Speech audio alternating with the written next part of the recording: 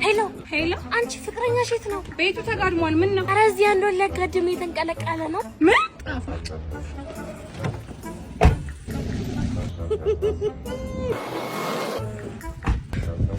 የታሉ ያስደንግጥሽ። ከምን ይደረሽ? ያንጎን ተጠቅሜ ነው የመጣሁት። ከመቼ ወዲህ እንዴ? ያንጎን ከተጠቀምሽ እኮ እስከ 30% ባነሰ ዋጋ ብዙ ጉዞ መጓዝ ትችያለሽ። ዋው! በዛ ላይ ደግሞ ለመጀመሪያዎቹ 6 ጉዞዎች 15% ቅናሽ አለው። ሲገርም። ይሄ ነው የሚገርምሽ። ከዚህ በፊት የ8610 ወይም ደግሞ የስትሪት ፒክአፕ ተጠቃሚ የነበሩ ደንበኞች አፑን አውርደው ሲጠቀሙ የዚህ 15% ቅናሽ ተጠቃሚ ይሆናሉ። ያበደ ነው። አሁን የታሉ? ይኸውልሽ